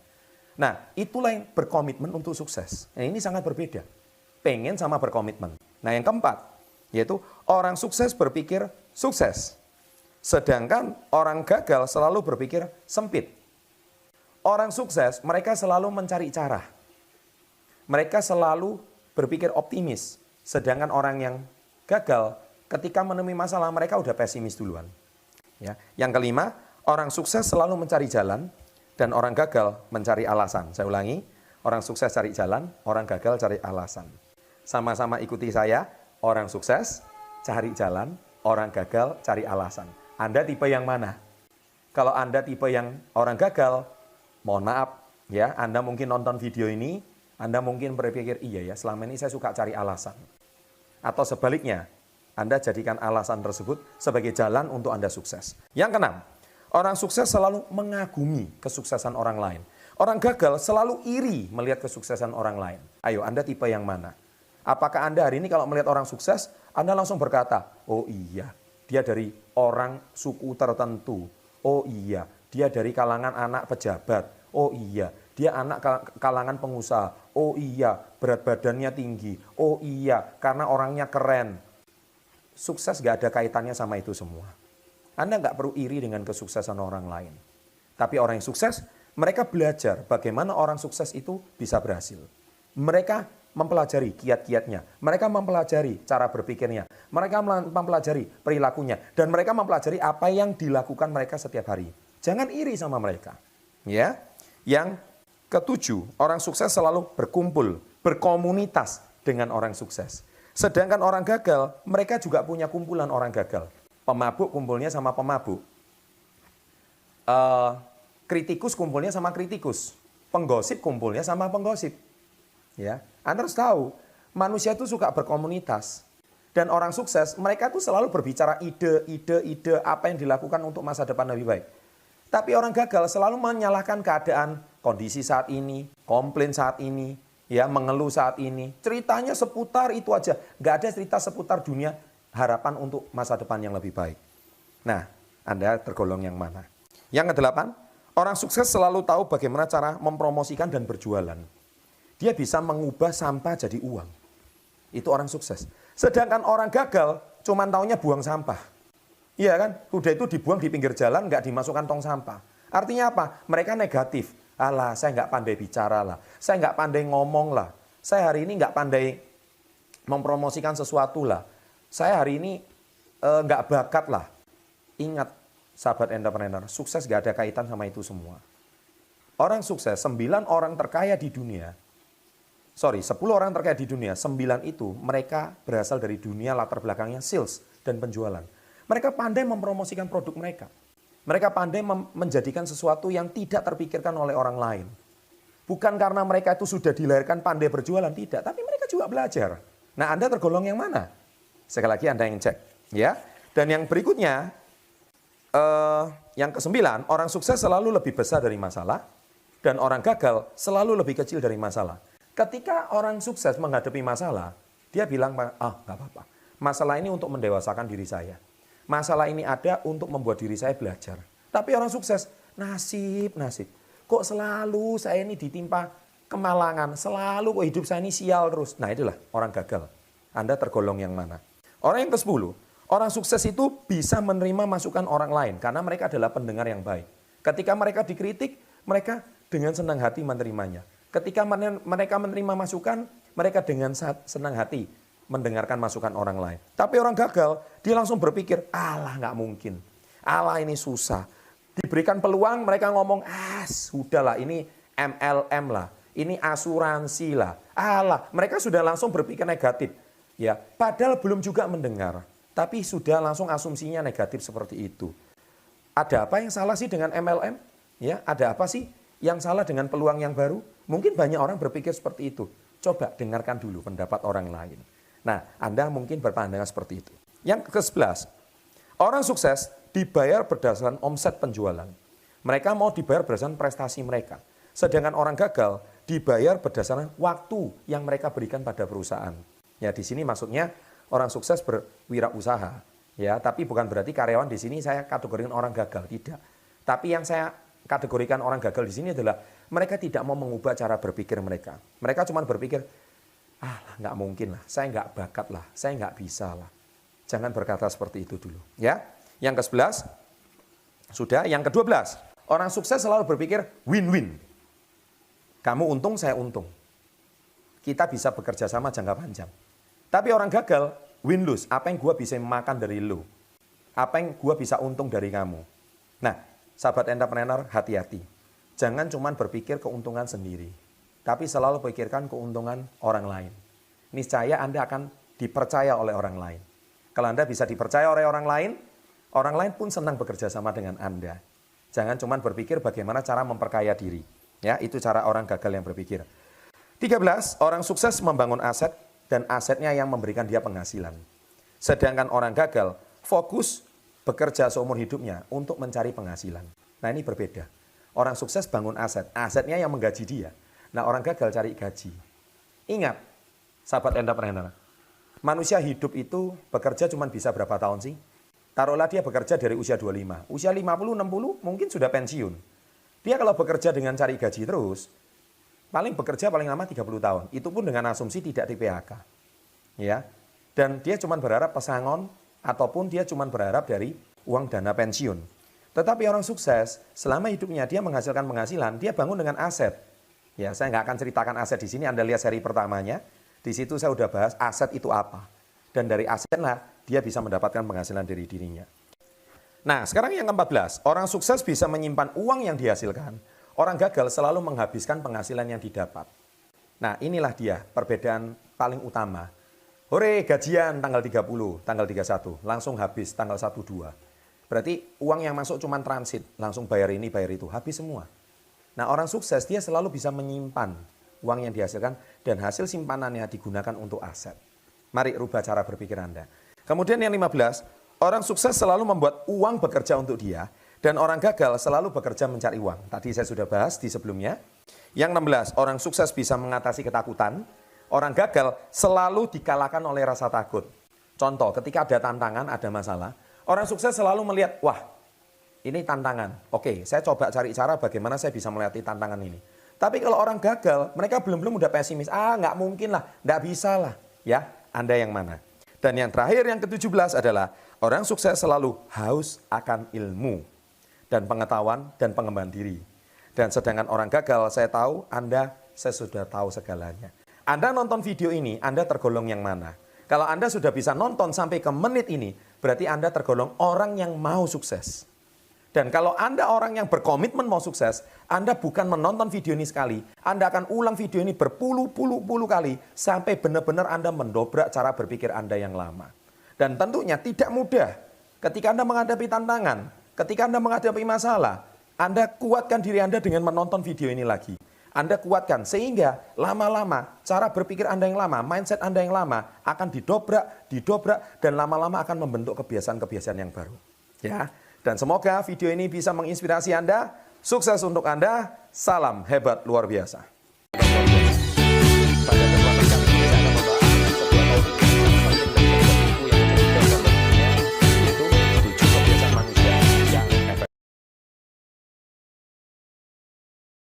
Ini saya bahas 4 slide hari ini. Jadi kita bedah, bukan cuma ini aja. Ya, kita akan bedah lebih dalam. Kuadran kiri itu kuadran E dan S. Kuadran kanan, kuadran B dan U. Kuadran kiri adalah orang yang dominan otak kiri. Kuadran kanan adalah orang yang dominan otak kanan. Mari kita cek Anda dominan otak kiri atau kanan. Kalau orangnya otak kiri, berpikirannya gimana saya mencari pekerjaan. Ini Pak Fahmi nggak boleh ikut. Bahaya, nanti jadi kantor kedua ini. Saya kalau bedah-bedah ini bahaya. Jangan ada karyawan. Kalau setelah dengar ini, ya, karyawan pasti mau jadi pengusaha. Bahaya. You have a job. Anda punya pekerjaan. Ya, Pak Fahmi moga-moga kembali ke jalan yang benar. Kami masih butuh Pak Fahmi. Yang kedua, kuadran S. You own a job. Anda memiliki pekerjaan. Tapi orang yang di kuadran kiri, mereka bekerja hanya untuk mencari uang. Tetapi orang yang di kuadran kanan, mereka bekerja berorientasinya bukan untuk mencari gaji, tapi mereka orientasinya membangun aset. Di mana aset itu yang menghasilkan gaji untuk mereka. Jelas ya Bapak Ibu? Itu kuadran kiri. Sedangkan kuadran I, mereka membiarkan asetnya yang menghasilkan uang untuk dia. Dan mereka di sini tidak bekerja keras. Mereka di sini bekerja keras pagi, siang, malam untuk mencari uang. Siapa di sini bekerja untuk mencari uang? Angkat tangan. Jujur. Ataukah Anda mau uang bekerja untuk mencari Anda? Siapa yang mau? Tidak apa-apa. Nanti saya cek satu persatu. Kelihatannya sepertinya Anda sih kelihatannya kuadran kanan semua. Kelihatan. Tapi nanti setelah saya bedah satu persatu, hanya 5% orang yang benar-benar di kuadran kanan. Oke ya, kita bahas satu persatu slide-nya. Berikutnya lagi. Nah, di kuadran manakah Anda? Ayo. Cara membangun aset. How money works. Gimana uang itu bekerja. 95% orang itu di sini. Anda bekerja untuk pihak lain. Pihak lain di sini bisa jadi bos, bisa jadi atasan, bisa jadi pimpinan. Siapa karyawan di sini angkat tangan? Yang tinggi dong. Karyawan. Calon karyawan, maksudnya mahasiswa. Calon karyawan, calon karyawan ya. Oke, baik ya. Nah, karyawan dan pegawai itu yang di sini. Oke. Nah, sedangkan yang di self-employed, Anda bekerja untuk pekerjaan.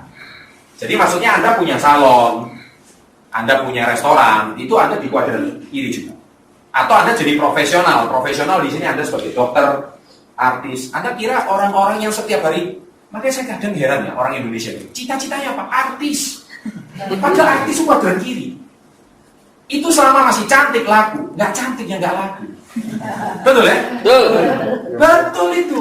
Ya, sama dokter. Saya tuh loh, Bapak Ibu, barusan ketemu satu dokter kandungan yang paling laris, membantu anak kedua saya lahir. Wah, itu satu, saya hitung ya, satu hari itu pasiennya bisa 60 orang. Satu pasien 400.000. Berarti dia terima net income omset itu 32 juta hanya untuk terima jasa konsultasi. Penghasilan per hari, dipotong tetek bengek biaya, satu hari dia bisa terima income bersih itu 15 juta. Kalau dia praktek 30 hari, dia bisa penghasilan 450 juta per bulan. Kalau praktek 30 hari. Tapi setahu saya enggak. Kalau 30 hari praktek terus, 40 pasien per hari. Sama seperti Anda presentasi 40 orang per hari tanpa libur. Wah, 40 orang per hari tanpa libur. Oh iya, 40 orang per hari tanpa libur. Nah ini, di sini. Pengacara. Pak, saya mungkin mau coba, tapi prospeknya 40 orang itu nggak ada mungkin. Kalau ada sih saya mau gitu. Ini kan problem leader biasanya. Pengacara, sama. Ada kasus baru dapat uang. Dokter, ada pasien baru dapat uang. Artis, ada job baru dapat uang. Nggak ada job, ngaplu. Nah itu biasanya. Itu self-employed. Seringkali pemberitaan televisi di Indonesia itu yang di blow up artis, yang di blow up artis. Orang kepingin jadi artis, mendadak terkenal artis. Padahal itu kuadran kiri. Saya kok nggak pernah dengar artis itu bisa bertahan 50 tahun. Nggak pernah itu. Yang saya cuma tahu satu Indonesia, itu pun 20 tahun. Itu pun satu-satunya dari sekian ribu atau puluhan ribu artis. Yang lain nggak tahu sudah kemana. Malah banyak artis banting setir jadi pengusaha. Nah ini jangan salah. Ya. Tetapi kenapa yang di blow up itu bukan pengusahanya? Kalau semua stasiun televisi Indonesia memblok pengusaha-pengusaha, saya jamin nggak ada korupsi lagi. Karena semua orang mau berpikir menjadi pengusaha. Betul? Nah, kita lihat lagi yang 5% orang. Nah, 5% orang ini business owner. Di sini dia berorientasi membangun bisnis yang bekerja untuk Anda. Di mana Anda pemilik perusahaan, Anda mau waralaba dan waralaba dan waralaba pribadi, personal franchise seperti Kiki Indonesia. Tepuk tangan, Bapak. Pak, kalau agen properti itu di mana, Pak? Di sini. Agen asuransi itu di mana, Pak? Di sini. Karena ada kasus, ada klien, baru dapat, ada polis, baru dapat uang. Betul? Kalaupun pasif income, 2 tahun. Kalau di sini seumur hidup, betul 2 tahun. Tanya aja semua agen asuransi. Salah. Setelah 2 tahun, dia cari polis lagi. Kalau nggak produksi, mulai hilang. Anda jangan salah. Jelas ya? Jadi tidak bisa dikategorikan bisnis. Ya, Anda harus tahu, tidak bisa dikategorikan. Nah, yang I, investor, memang bekerja untuk Anda. Ini yang lebih ngeri. uang yang dihasilkan dari sini diinvestasikan untuk menghasilkan uang lagi. Nah itu ada pemegang saham, pemilik properti, pemegang reksadana, pemegang obligasi, surat-surat berharga. Ini kuadran I. Ini punya pasif income dari sini dibelikan ruko, punya pasif income di sini belikan kebun. Kebunnya menghasilkan pasif income lagi. Nah ini enak ini orang di sini. Siapa yang mau? Mau dulu. Gak apa-apa. Mau dulu gitu ya, betul ya? Oke. Mari kita lagi slide ketiga dibedah lagi nih SPI-nya lagi loh ini. Buahnya itu ini. Kuadran kiri zona keamanan. Ya. Alasan keamanan karena menurut mereka jika setiap bulan menerima penghasilan akan aman. Betul ya? Mental gajian. Ya? Pegawai. Pak, kalau nggak gajian gimana? Terus padahal kalau di PHK atau sakit, penghasilan hilang seketika. Jangan salah. Berapa banyak karyawan tiba-tiba hilang seketika. Betul ya? Nah ini Anda bekerja untuk orang lain. Di sini Anda memiliki pekerjaan. Tapi yang dikuantai, Anda memiliki bisnis dengan sistem orang bekerja untuk Anda. Nah di sini dia memilih bukan aman, tapi memilih bebas. Freedom. Mereka memilih bebas, mereka berusaha untuk mendapatkan penghasilan seberapapun yang mereka inginkan. Dan di sini uang bekerja untuk Anda. Anda memilih kuadran mana? Kiri atau kanan? Kanan. Mari kita lihat di slide berikutnya. Ada lagi, SBI lagi. Saya bedah ini satu persatu. Nah di sini kerja, di sini bekerja demi kebutuhan. Pak, saya anak 2. Saya kerja Pak untuk supaya beli susunya anak. Ya, saya kerja Pak supaya istri saya ini ya lumayan lah Pak, dapur ngepul terus. Jadi kan mindsetnya orang sebelah kiri. Betul ya? Pak, saya kerja Pak, ya supaya anakku ini sekolah Pak. Karena aku dulu nggak sekolah Pak. Betul ya? Ini mindsetnya orang kiri nih. Betul ya? Ayo kita yang mana? Kita yang mana? Jujur. Sebelum saya bahas slide ini, kita yang mana? Ya, nanti hati-hati ya. Terus di sini dia menukarkan tenaga dan waktu. Jadi artinya apa? Dia bekerja, dia merelakan sekian jamnya per hari, disewakan ke bosnya. Maksudnya disewakan, dia tukar waktunya. Dan bos itu tanggal 30 kasih dia gaji. Income sekian rupiah. Ye. Dia sekolah tinggi-tinggi demi untuk apa? Demi untuk digaji. Ya, saya kadang heran ya. Saya kadang heran. Orang itu nilai matematikanya 9, fisikanya 9, kimianya 9. Pinter loh ya. Anda tahu pekerjaan yang cocok untuk dia tuh? Semuanya 9. Dosen, bener. Pengusaha, nggak tentu. Loh banyak pengusaha kimianya 9-nya balik 6 kok. Kimianya jadi bebek 2, 9 bukan banyak. Oh yang nilainya 2 seneng. Wah sih. Belum tentu juga, belum tentu, belum masuk kategori. Masih ada banyak kriterianya itu. Artinya gini loh ya. Kalau Anda itu Indonesia ini kadang sistem pendidikannya harus perlu diperbarui.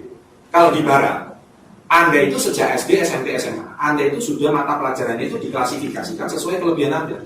Kalau Indonesia SD, SMP, SMA itu dipaksakan untuk menguasai semua mata pelajaran.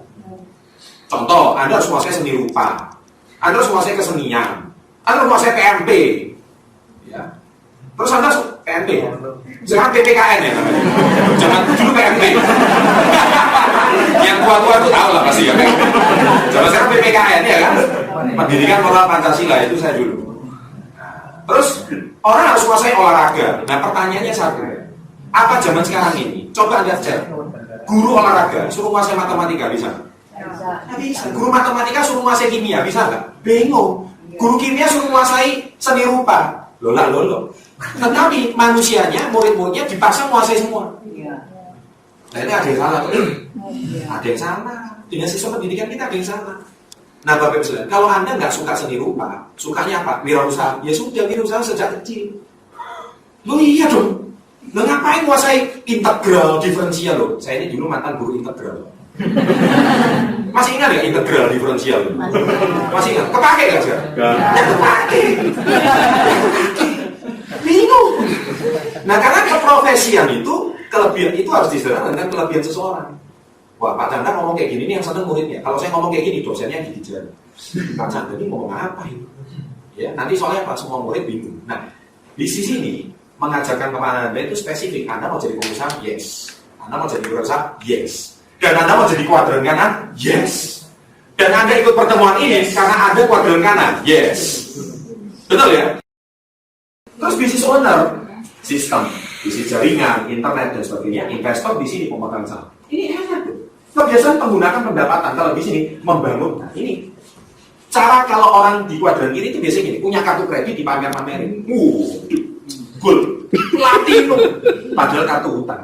Terus kalau ada handphone baru, cicil 12 bulan. Padahal hutang.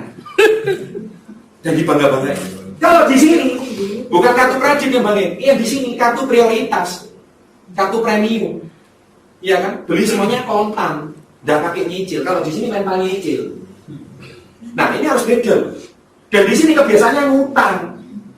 Di sini aset. Mindset. Anda harus tahu bedanya. Makanya suka ngutang, hati-hati. Ayo, kiri atau kanan? Kanan. Iya, maunya kanan gitu ya. Terus mengurangi pendapatan. Pokoknya, waduh, kalau dapat income sedikit, langsung ganti baju. Ganti baju, dipamer-pamerin. Ganti handphone. Loh, Bapak Ibu, Warren Buffett itu yang saya tahu, mobilnya itu nggak pernah ganti 20 tahun. Padahal orang terkaya nomor 2 di dunia. Orang sukses itu tandingnya bukan tanding handphone, tandingnya aset.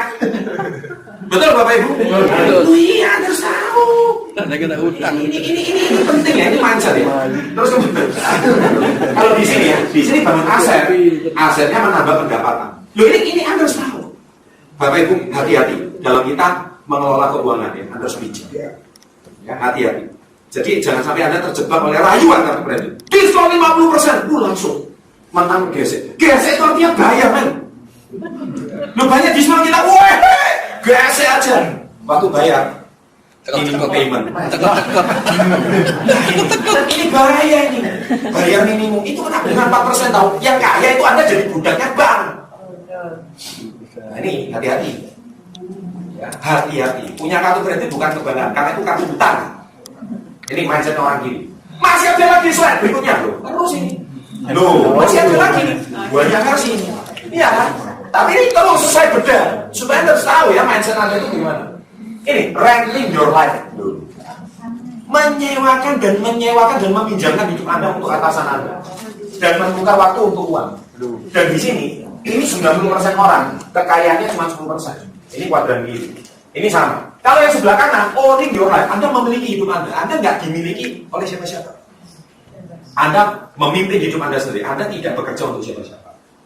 Dan Anda di sini membangun aset. Oke. Slide lagi berikutnya. Kalau orang kanan bebas finansial dan ultra kaya. Mari kita lihat orang kiri. Mereka percaya hidup itu ngalir aja. Wis lah, nggak usah mikir yang aneh-aneh. Ngalir aja wis. Ayo jujur, yang kita diajarkan secara demikian, angkat-angkat. Jujur, hidup itu ngalir aja lah, misalnya. Ojo mikir aneh-aneh. Sudahlah, yang penting hidup itu ngalir terus. Nanti kan, ya ngalir aja. Sama saya tanya, kalau Anda itu naik perahu, coba Anda ngalir aja di sungai. Gak usah tujuan. Gak usah tujuan. Lah, itu Anda ngalir tuh harus tahu. Ngalir dialirkan kemana? Lah tapi kan bahasanya kita ikuti arus saja lah. Gak usah mikir aneh-aneh. Jangan ikut gaya pikirannya orang kaya, itu aneh. Orang-orang kayak kita ini gak bisa. Ngalir aja. Hati-hati. Hati-hati. Yang sudah kena bahasa kayak gini nih, hati-hati. Itu orang kiri. Karena mereka hidup dengan target, tujuan, dan visi yang telah ditetapkan.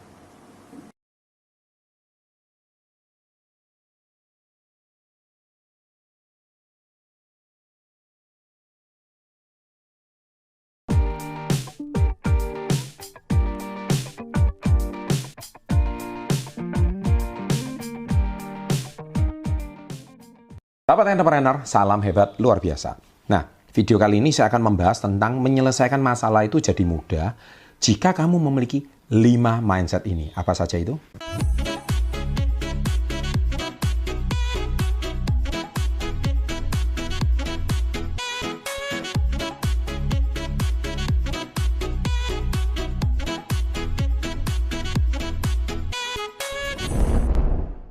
Baik, selamat datang di channel Success Before 30, channel yang konsisten berbagi pengembangan diri, edukasi-edukasi finansial, kemudian hari ini juga tips-tips bisnis. Sehingga channel ini saat ini sudah mencapai 3,5 juta subscriber. Dan channel ini akan terus berkembang, ya. Mohon dukungan Anda semua juga agar channel ini tetap konsisten memberikan edukasi. Nah, di sini saya mulai membahas tentang menyelesaikan masalah jadi muda. Kadang-kadang kita pikir ya, di Indonesia ini masalah ribet itu bisa dibuat mudah gitu. Tapi lucunya orang Indonesia kadang-kadang masalah mudah kenapa diselesaikan dengan mudah kalau bisa dibikin ribut. Nah, oleh sebab itu sebenarnya masalah itu bisa selesai dengan sederhana kalau Anda tahu 5 kunci ini. Nah, 5 kunci ini apa saja? Tapi saya juga mengacu kepada buku saya Success Before 30 ini, khususnya halaman mindset ya. Halaman mindset ini saya mengajarkan tentang apa yang dimaksud dengan mindset di halaman pertama, mengapa banyak orang belum kaya di halaman 17, mindset dan mental orang sukses di halaman 23, sangat berhubungan dengan mindset. Nah, itu pengembangannya. Tapi 5 kunci poin ini saya akan bahas dan nanti pendalamannya Anda bisa baca buku Success Before 30. Nah, yang pertama yaitu ask yourself. Ask yourself itu maksudnya tanyakan pada dirimu sendiri, mengapa hal ini bisa terjadi. Contoh, misalkan ya, kamu hari ini ada teman itu berutang duit sama kamu tapi nggak bayar. Nah, terus Anda tagih galaknya minta ampun. Anda tagih duitnya setengah mati. Pinjemnya kayak suaranya kayak malaikat. Ya kan? Waktu nagih suaranya amit-amit kan gitu ceritanya. Nah, kok bisa nyolot gitu. Nah, dari sini tanya pada dirimu mengapa hal ini bisa terjadi. Saya sudah pernah bahas gitu loh ya. Hukum meminjamkan hutang pada teman. Kalau Anda punya uang 1 juta ya jangan pinjemin 1 juta. Anda yang keteteran nanti. Mungkin hukumnya 10-20% kekayaan kamu aja. Jadi kalau Anda punya duit 1 juta ya maksimal pinjemin 100-200 ribu. Jadi kalau nggak balik duitnya kamu nggak sakit hati gitu. Anggap aja sedekah kan gitu. Nah, ini sama. Jadi kadang-kadang kita harus tanya pada diri kita sendiri apa masalahnya. Kalau masalahnya 1 juta kamu pinjamkan semua, nah itu masalahnya di kamu. Padahal anak istrimu masih butuh makan. Anakmu yang di rumah itu butuh uang sekolah. Anakmu yang di rumah itu juga butuh duit. Tapi kamu dasar orangnya terlalu baik, nggak tegaan, kamu akhirnya menjadi berikan semuanya. Nah, jadi ask yourself, tanya dirimu. Kadang-kadang kamu itu, masalah itu justru bukan di orang lain. Tapi, loh Pak, dia tuh yang pinjam duit saya kok jadi saya yang bermasalah. Betul, tapi aturannya kamu yang keliru. Nah, jadi aturan inilah harusnya kamu sadar gitu. Kadang-kadang mungkin bisa jadi duit dia juga ditilep orang lain. Ruang jadinya kan hidupnya kan. Nah, itulah sebabnya tanya sama dirimu mengapa hal itu bisa terjadi. Itu contoh yang pertama. Contoh yang kedua, selalu melihat peluang bukan melu. Contoh kayak saya kemarin kena COVID. Banyak orang itu kan mengeluh. Memang bahaya. Virus varian ini memang bahaya. Tapi kadang-kadang saya juga berpikir, saya kan bilang bahwa saya lebih kuat dari COVID. Ya, saya bersyukur aja, happy aja. Apakah saya bingung kena COVID pertama kali? Iya, saya mungkin bingung. Apakah saya sedih? Sedih sesaat, tapi saya nggak pusing. Saya nggak ambil pusing. Justru saya bilang, akhirnya saya kena COVID. Yes. Saya dapat vaksin alami. Yes. Akhirnya giliran saya juga kena COVID. Yes. Nah, kan seperti itu. Dan buktinya saya juga gejala ringan menuju sedang aja. Saya nggak sampai gimana gitu. Nah, dari sini kita harus melihat peluang, bukan mengeluh. Contohnya PPKM. Banyak orang mengeluh. Wah, ini gini. Percaya sama saya. Kalau PPKM ini nggak dilaksanakan, nyawa taruhannya. Rumah sakit sudah nggak bisa nampung orang. Tapi bagi sebagian besar masyarakat kita, mereka nganggap mereka nggak bisa dapat duit harian. Ya, Anda harus cari cara, bukannya mengeluh. Anda harus putar otak gimana caranya melihat peluang. Nah, itu yang seringkali otak kita diciptakan itu nggak bisa berpikir. Anda nggak bisa melihat peluang. Contohnya mungkin, di saat kondisi seperti ini, peluang apa yang bisa diciptakan? Ya kan? Anda harus bisa mikir gitu contohnya. Mungkin jangan-jangan inilah kesempatan kamu punya pekerjaan baru. Anda mungkin saat ini mengeluh, Anda mungkin jualan mainan gitu. Tapi aduh Pak sepi Pak, nggak ada yang beli Pak. Anda jual bakso contohnya. Aduh Pak sepi Pak, orang takut Pak. Begini. Saatnya mungkin Anda cari peluang baru. Apa kayak peluangnya ya? Kalau saya bagikan semua kan nanti lama-lama Anda nggak mikir. Tapi pasti ada peluang baru di saat sebuah krisis. Ya, nah poin yang ketiga adalah melihat pandangan yang lebih luas. Apa maksudnya pandangan yang lebih luas? Jadi ketika ada masalah itu bisa jadi mudah. Anda harus melihat pandangan yang lebih luas. Contohnya kalau saya marah sekarang, untungnya apa bagi saya? Kalau saya berhenti sekarang, untungnya apa bagi saya? Coba lihat pandangan lebih jauh. Pandangan lebih luas. Ketika Anda melihat masalah itu 5-10 tahun ke depan, maka Anda bisa lebih berhati-hati. Kalau di buku saya Badai Pasti Berlalu, saya ada bilang yang namanya big picture. Makanya Anda itu harus punya sebuah koneksi atau relasi teman yang saya percaya wawasannya lebih luas. Sehingga minimal jangan cuma berteman dengan orang-orang seusia. Tapi bertemanlah dengan orang yang mungkin 20 tahun, 30 tahun lebih tua dari Anda. Yang saya yakin, meskipun mereka itu secara teknologi kalah, tapi mereka secara pengalaman hidup, Anda nggak bisa lawan mereka. Mereka jauh lebih mempunyai sebuah pengalaman hidup yang luar biasa. Dan saya percaya dari situlah pandangan kita akan lebih luas. Kalau pandangan luas, pandangan kita lebih jauh, niscaya kita mengambil keputusan tidak gegabah. Dan akhirnya masalah yang rumit jadi lebih mudah kan. Contohnya, kalau saya berantem hari ini, untungnya apa? Coba Anda menenangkan diri. Ya buat apa saya berantem? Ya kan, lebih baik saya mengalah. Karena Anda melihatnya banyak masalah yang bisa diatasi ke depannya. Ya, banyak hal-hal yang lebih baik kalau Anda menghindari. Ini sebuah hal yang paling luar biasa. Yang keempat, fokus kepada apa yang sedang terjadi, bukan apa yang akan terjadi. Nah, jadi orang yang fokus kepada apa yang akan terjadi, itu biasanya orangnya khawatir berlebihan. Apa sih maksudnya manusia khawatir berlebihan? Contohnya, Anda ini kan di rumah nih sekarang. Kalian mau pergi keluar. Terus Anda tuh sebelum keluar rumah Anda mikir, waduh, nanti kalau di luar ini ada ditangkap polisi gimana ya? Terus kemudian kalau saya nanti tabrakan di pinggir jalan gimana ya? Terus nanti kalau misalkan saat ini kondisi lagi tidak aman, nanti kalau mobil saya dirampok orang gimana ya? Nah, jadi Anda itu berpikir yang tidak-tidak. Nanti kalau misalkan terjadi tsunami gimana ya? Nah, jadi masuk saat ini COVID, nanti saya memang paling bagus kondisi COVID memang di rumah, tapi kalaupun harus keluar, terpaksa keluar, tetapkan prokes yang kuat. Tapi kalau misalnya Anda keluar, Anda asal-asalan pakai protokol kesehatan.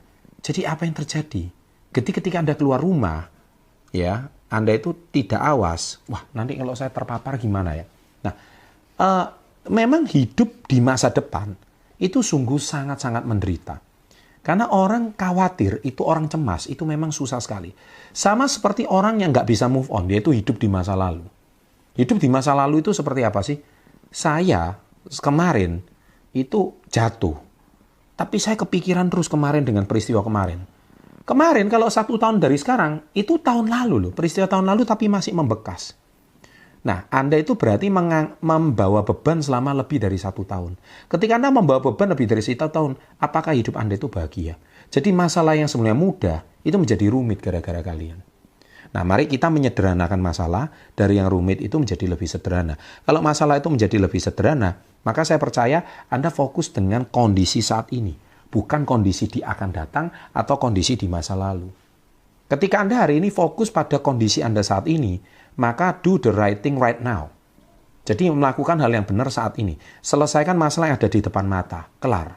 Baru masalah-masalah ini yang mungkin bisa diselesaikan setelah masalah ini selesai, baru dipikir besok. Kenapa? Yang hari ini kerjakan ya kerjakan. Kenapa Anda suka menunda, sehingga masalah itu menjadi masalah esok. Masalah esok jadi masalah minggu depan. Akhirnya terbengkalai semua. Selesaikan masalah ini sekarang. Jadi jangan ditunda. Itu poin saya. Dan jangan hidup di masa depan. Anda hidup di masa depan itu khawatir. Anda hidup di masa lalu terbeban. Makanya hiduplah saat ini. Kalau Anda hidup saat ini, maka saya, karena saat ini pun masih ada beban gitu loh. Kenapa Anda harus nambah beban masa depan? Oke, jelas ya. Nah, yang kelima, kumpulkan berbagai saran dari orang lain agar kamu bisa mendapatkan lebih banyak pandangan dan jalan keluar. Tadi saya udah bahas di poin ketiga. Dengan Anda mendapatkan insight dari orang-orang yang jauh lebih tua dari Anda, minimal Anda bisa menjalani hidup itu dengan benar. Tentunya insight itu dari orang berpengalaman loh ya. Orang yang menurut Anda adalah orang yang saya yakin pasti jauh lebih baik di masa depan. Demikian video kali ini saya buat. Semoga masalah Anda yang rumit bisa menjadi lebih sederhana. Masalah sederhana menjadi selesai. nggak usah terlalu pusing. Jangan lupa like-nya, komen di menit keberapa yang menurut Anda video ini sangat bermanfaat dan berbobot dan bisa menjawab masalah Anda. Sukses selalu dan salam hebat luar biasa.